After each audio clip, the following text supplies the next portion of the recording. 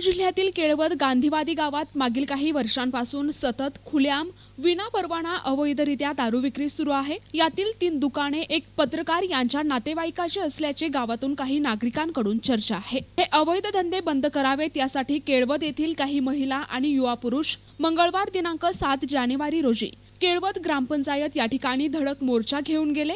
केळवद गावातील संपूर्ण दारू विक्री कायमस्वरूपी बंद करण्यात यावी।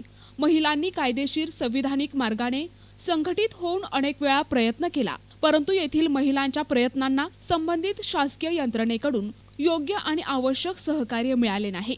तसेच विनापरवाना दारू विक्रीधारकांना संबंधित स्थानिक राजकीय कार्यकर्ते आणि संबंधित शासकीय यंत्रणांकडूनच प्रोत्साहन मिळत असल्याची भावना येथील महिलांकडून व्यक्त केली जात आहे।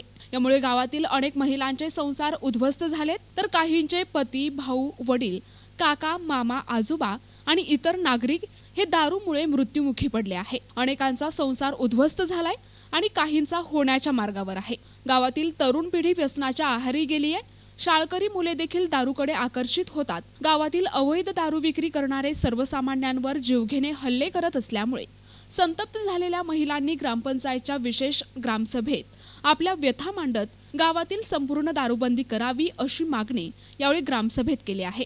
या ग्रामसभेला सरपंच गीतांजली वानखडे, ठाणेदार अनिल राऊत प्रामुख्याने उपस्थित होते। प्रतिनिधी मंगेश उराडे, NTV न्यूज मराठी, नागपूर।